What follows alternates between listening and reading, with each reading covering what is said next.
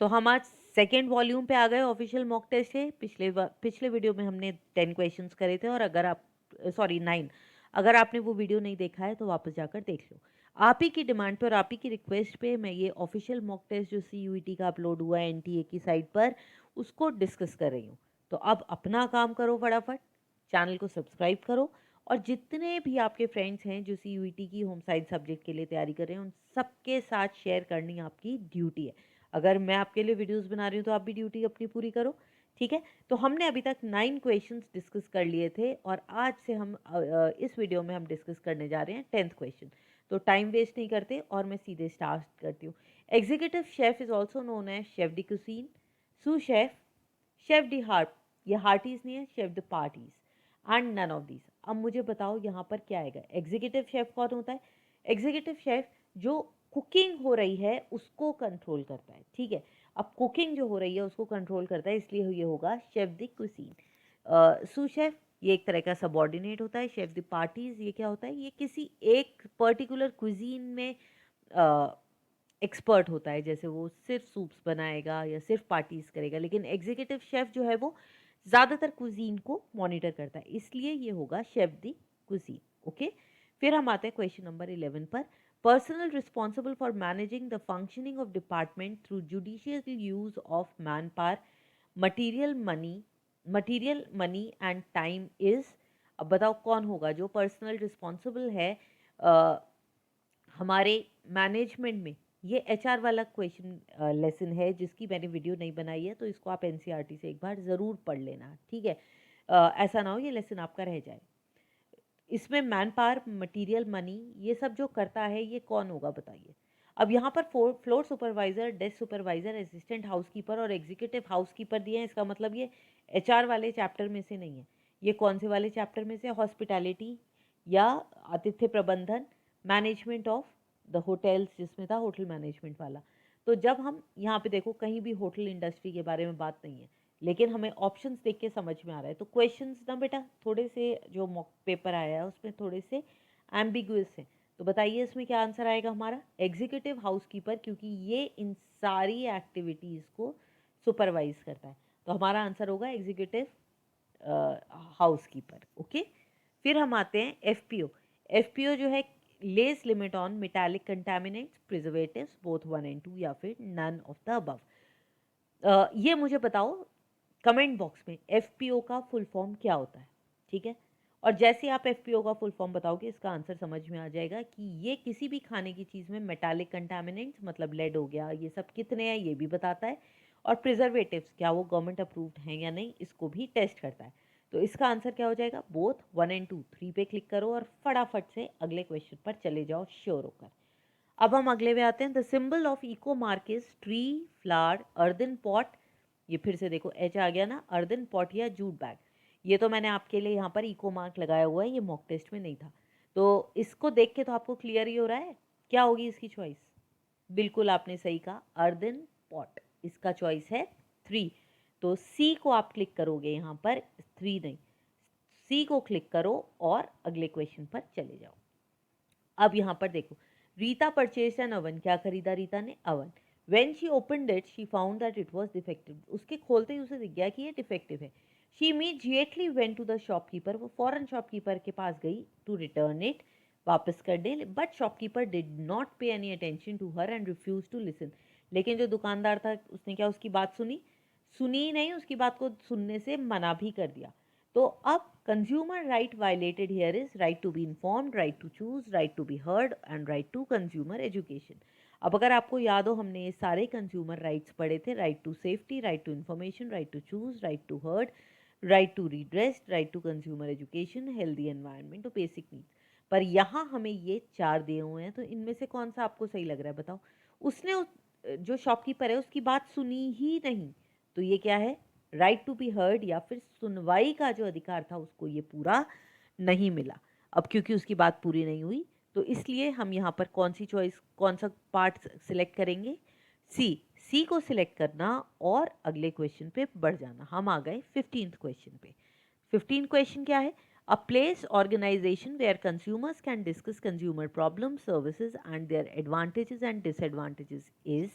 मतलब ऐसी कौन सी जगह है जहाँ पर उपभोक्ता अपनी समस्याओं को, उत्पादों को, जो सर्विसेज हैं, सेवाएं हैं, उनके फायदे और नुकसानों को डिस्कस कर सकता है? कंज्यूमर फोरम, कंज्यूमर होम्स या कंज्यूमर कोर्ट? कंज्यूमर कोर्ट में तो हम केस डालते हैं, कंज्यूमर होम्स ऐसा कुछ नहीं है, तो ये होगा कंज्यूमर फोरम। कंज्यूमर फोरम जो है वहाँ पर हम अपनी प्रॉब्लम्स को, अपने आइडियाज़ को डिस्कस करते हैं। तो इसका आंसर होगा ए पे क्लिक करो, उसको सेव करो। यहाँ पर 1 है, लेकिन आप ऑप्शन कौन सा चूज़ करोगे? ए, उसको चूज़ करके आगे बढ़ जाओ। क्वेश्चन नंबर 16 क्या है? Landmark legislation for protecting consumer interest based on principles of self help and protect consumers from exploitation and unfair dealings is. मतलब ऐसा कौन सा लेजिस्लेशन, कानून, एक तरह से कानून आया है जो कि उपभोक्ताओं की जो इंटरेस्ट हैं, उनके जो फ़ायदे हैं, उनके जो अधिकार हैं, उनको प्रोटेक्ट करता है, उनको बचाता है और उपभोक्ताओं के साथ जो गलत होता है उससे रोकता है? कौन सा है? सीपीए, बीआईएस, एफपीओ या आईएसआई? इनके फुल फॉर्म्स बताओ, किसी का याद है? सीपीए क्या है? Consumer protection act. चलो, एक्ट का नाम तो मैंने बता दिया, लेकिन ये किस ईयर में आया था ये बताना। और किस ईयर में ही नहीं आया था, अगर आपको ये याद हो कि इसमें अमेंडमेंट या संशोधन कब हुआ था तो मुझे ये भी बताना। ठीक है, इसमें अमेंडमेंट भी हुआ है। तो सीपीए, जैसे ही यहाँ पर आ रहा है एक्ट, ए है ना एक्ट, तो ये हो गया आपका लेजिस्लेशन और यही आपका सही आंसर है। फिर एक बार बाकी पढ़ लेते हैं। बीआईएस, इसका फुल फॉर्म बताओ। ये नहीं है। एफपीओ, एफपीओ हमने अभी पीछे करा है। और आईएसआई, ये भी बिल्कुल नहीं है। इसका आंसर है 1। 1 क्लिक करो, लेकिन ये तीनों भी पढ़ ज़रूर लेना कि ये हैं क्या, लेकिन ये लेजिस्लेशन या निशान नहीं है। ओके, तो अब हम इसके आगे बढ़ते हैं। क्वेश्चन नंबर 16 भी हो गया। एक मिनट, यहाँ पे ऑप्शन कौन सा लगाओगे बताओ? ए। अब 617 पे, व्हेन कॉम्पोजिशन, नेचर और क्वालिटी, तीनों चीज़ें हैं, कंपोजिशन, नेचर और quality of food product is altered intentionally और unintentionally, it is referred to as. मतलब जब किसी भी खाद्य पदार्थ की कंपोजिशन, जिस तरह से वो बना है, उसकी जो प्रकृति है, उसकी जो गुणवत्ता है, उसको बदल दिया जाए, चाहे जानबूझ के बदला चाहे या बिना जाने। जैसे दूध में पानी मिलाना या दूध को गलत बर्तन में रखना जिससे कि वो गंदा हो जाए। आपने इंटेंशनली नहीं रखा, लेकिन फिर भी दूध तो खराब हो गया। या आप अगर मिठाई बेच रहे हैं, आपने उसे ढका नहीं, आपको पता नहीं है, तो आपके ना चाहते हुए भी वो एडल्ट्रेट हो गया। और जैसे ही मैंने एडल्ट्रेट कहा या मिलावट की बात करी, तो हमें अपना आंसर मिल गया जो है 1, ए, एडल्ट्रेशन। पर हम एक बार बाकी भी पढ़ लेते हैं, कई बार ऑल ऑफ द अबव हो जाता है। इन्फ्लेशन नहीं, बिल्कुल भी नहीं। ऑल्टरेशन, कपड़े ऑल्टर कराते हैं हम। वेरिएशन, ये भी नहीं। तो हमारा ऑप्शन है ए, इस पे क्लिक करो और आगे बढ़ो। Question number 18, one who is responsible for shifting the baggage of guest, मतलब गेस्ट के सामान को लाना और ले जाना कमरे से अंदर और बाहर, ये कौन करता है? बेल बॉय, डोरमैन, बेल कप्तान या ऑल ऑफ दीस? बताओ, ऑल ऑफ दीस लग रहा है। नहीं नहीं, सामान क्या सब लेके जाएंगे? बेल कप्तान ये तो सबको देखता है और उसके बाद भी क्या ही ले जाएगा? डोरमैन तो दरवाजे पे खड़ा रहता है, क्या ही सामान लेके जाएगा? नहीं, इसका आंसर है बेल बॉय। बेल बॉय का काम है कि गेस्ट के या हमारे जो अतिथि है उनका सामान लेके आना और जाना। तो आपका ऑप्शन इसमें क्या होगा? 1 नहीं, आपका ऑप्शन होगा ए पे क्लिक करना और सेव एंड नेक्स्ट कर देना। अब इंसर्ट स्टेम, स्टेम नहीं स्टेप्स है यहाँ पर। अब आपको स्टेप्स बताने। Current sequence of the steps of the guest cycle is, देखो कितनी टाइपिंग एरर्स है। Occupancy, pre arrival, arrival, departure, ये 4 आपको दिए हुए हैं। प्रियागमन मतलब आगमन पूर्व, फिर आगमन, फिर कमरे पर आधिपत्य और फिर वापसी। ठीक, तो सबसे पहले क्या होगा? आगमन से पहले मतलब अराइवल से पहले प्री अराइवल होगा ना, तो फर्स्ट ऑप्शन तो बी है। और देखो यहाँ पर फर्स्ट ऑप्शन बी सिर्फ एक ही में है, तो आप यहाँ पर ही कंफर्म हो जाओ कि आपका जो चॉइस है वो बी है। पर फिर भी चेक कर लेते हैं, बी के बाद अगला क्या है? सी, अराइवल होगा, फिर ऑक्यूपाई करेंगे हम कमरे को और एंड में हम डिपार्ट करेंगे। तो हमारा ऑप्शन हो गया 4 या फिर डी। डी पे क्लिक कर दो। ठीक, अब हम 20th क्वेश्चन पे आते हैं। Knowledge in area of consumer education and protection can help to develop career in. अगर हम उपभोक्ता शिक्षा और संरक्षण के बारे में पढ़ाई करते हैं तो हम अपना करियर कहाँ कहाँ बना सकते हैं। Government and non government organization, मतलब सरकारी और गैर सरकारी संस्थान। Journalism and audio visual publicity, journalism तो आपको पता ही है, संचारिता।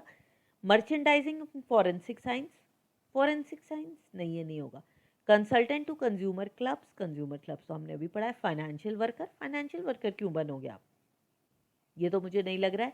तो मुझे लग रहा है ये ए, बी और डी है। अब ए, बी और डी का चॉइस है हमारे पास, बिल्कुल है। तो ए, बी और डी पे हम क्लिक करेंगे, ऑप्शन हमारा हो जाएगा सी, और हम आगे चलेंगे सी पे क्लिक करके। तो आज के लिए हम आगे नहीं चलते, यहीं पे वीडियो रोकती हूँ वरना वीडियो बहुत लंबी हो जाएगी। ख़त्म करने से पहले फिर से गुड लक, अच्छा सा करो, और बहुत अच्छा। आपको कितने मार्क्स लेकर आने हैं, आपको सारे 40 ऑन 40 क्वेश्चन सही करने हैं। मैं आपके साथ हूँ, बस आप पढ़ते जाओ। और इसी के साथ साथ आपके जो भी फ्रेंड्स को ज़रूरत हो जो ये सब्जेक्ट से CUET दे रहे हो, उनके साथ शेयर करो। एक थम्स अप तो बनता है इतनी मेहनत पर, लाइक भी बनता है, और कमेंट, कोई भी डाउट हो तो कमेंट कर देना। सब्सक्राइब के साथ साथ, सब्सक्राइब बटन पे क्लिक करने के साथ साथ नोटिफिकेशन बेल बजाना, क्लिक करना मत भूलना, ताकि मेरा अगला वीडियो जिसमें हम थर्ड पार्ट को डील करेंगे, जैसे ही मैं अपलोड करूँ वो आप तक आ जाए। Okay, so see you in the next video, till then bye bye.